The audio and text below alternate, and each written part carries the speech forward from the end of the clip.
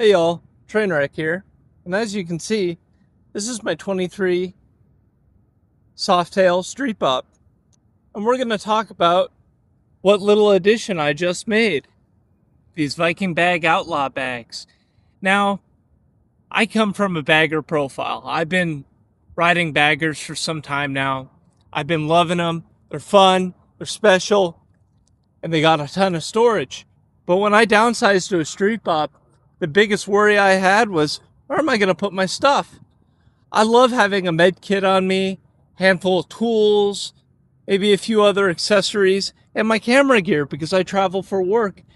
But the one thing that the Softail didn't have when I bought it was some saddlebags. So I picked up these Viking Outlaws. I wanted some bags that were stylish, comfortable, and fit the profile of this bike. This is a very naked looking bike. It's supposed to have that hot rod feel. So why don't you get some hot rod bags? These Viking bags come in around, I think, the $300 mark for the pair. Don't quote me on that, but it's somewhere close. And I really think that they're worth the money. They have these specific ones have a leather covering and have the Vikingbags logo down there. Kind of give a real classy style, real classy look to such a hot rod machine.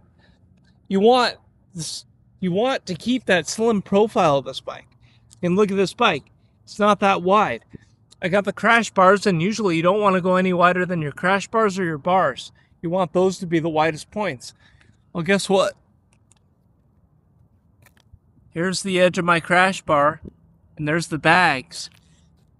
We're not going past my crash bars, which means that these are just a perfect addition.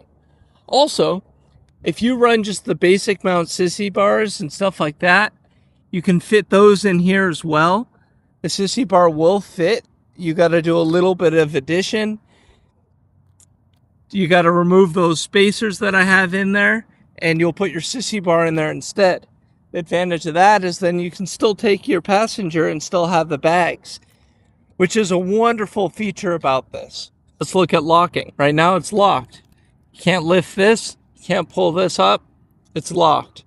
Now, if you stick your key in, twist 180, pull your key out. Now you can unlock, lift, and boom, there's your storage. I carry a med pack and my tools. Got plenty of room. You can fit a Gatorade, a Monster, whatever else you might want in here. Between both bags, there's a fair amount of space. Now when this closes, boom, latch, and now they're locked. And then if you put the key in, well, they're latched. And then when you put the key in and twist it 180, then they will be fully locked. They also have this little accessory on the side, little latch look, which is kind of nice because it just gives just a little style cue to like more of a classy saddlebag. If some people like it, don't like it, I personally like it. It adds a little bit of style to the bag. Now, bring it to this side. Let's look at these bags. So, a lot of people might wonder, what about the docking hardware? It goes into your Sissy bar docking hardware. If you have a basic Sissy bar that doesn't have a quick release, it can fit in there. You can still bolt these up just fine. You'll still have plenty of room between that and your turn signal.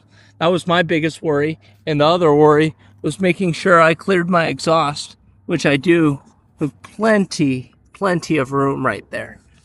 Now, back to this side. To release, all you have to do is pull this up, and the whole bag unlatches like so. So I'm going to put in a first person view, pull this tab right here, pull that up, and then lift up, have a wiggle, pull forward, kind of shift it forward and pull. And then to put it back on, make sure your lever is pulled up and just do it in reverse. That's all it is for these quick release bags, to release and come back on.